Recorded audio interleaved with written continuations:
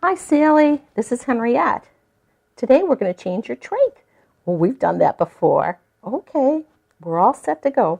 I'm going to go wash my hands. All right, I've washed my hands for 20 seconds. I'm going to come back in and I'm going to put on sterile gloves. We have our gloves on. Now we're going to open our trach package. This is our trach package. We've just opened it. And what I want to do now is to check the integrity of the trach. I want to make sure, does it look in good condition? Yes, I don't see any problem with it. Yes, there's our obturator. That's available. Now that I've taken a look at that equipment, I know the trach that we're ready is okay. I've got the step-down trach.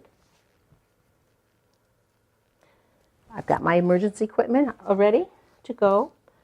And now what I'm going to do is I'm going to thread the trach ties through this trach. I'm getting ready. Okay. Put this through the phalange. And remember, all the time while you are doing that, you do not touch anything that's going into the client. All right. And now we're going to put the other side in.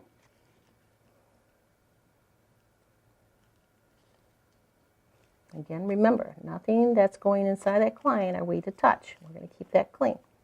There we go. Now we've got that all set and ready to go. We're going to put this back right inside our kit.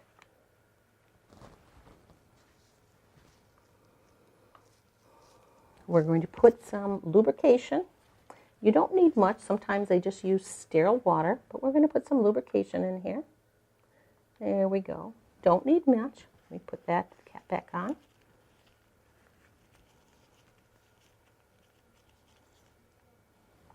We're going to put the obturator in here. Now the obturator is very important. What the obturator does, it sees that it kind of is like a guide. It makes it a little bit smooth to make that trach go in just right. So now we've got the obturator. I'm going to put that in, make it nice and lubricated, and we're ready with that.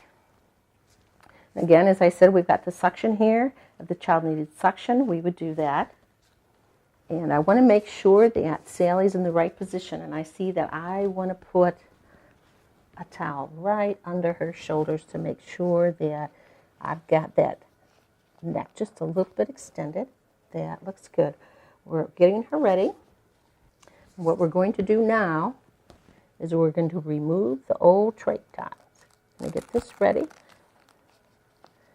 I'm going to get this all set. I'm going to take off her old dressing, dispose of that. I'm going to get this all set because I want this to come off easily. Okay? And again, you can see that I'm holding down the phalanges because we need to keep that in place. I'm going to remove the heat moisture exchanger. And now we're set. Now we're set to put in the trach. Are you ready?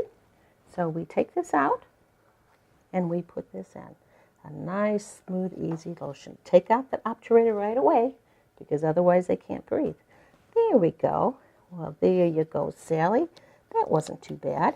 And now what we're going to do is connect the trach ties. And we're going to just slip that here and put this behind her. There we go. And what you want to do is, again, to make sure the ties are tight enough. Can you slip a finger in? Oh, that looks like we need to tighten it just a little more.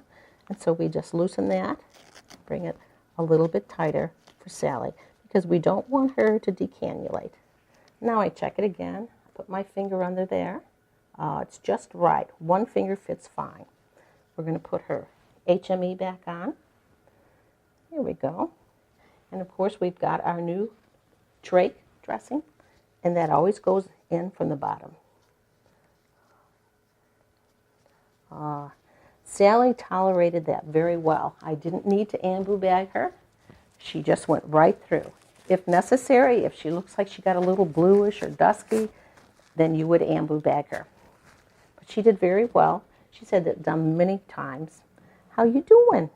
Then I would go wash my hands again for 20 seconds, and then I'm going to document. Good girl, Sally.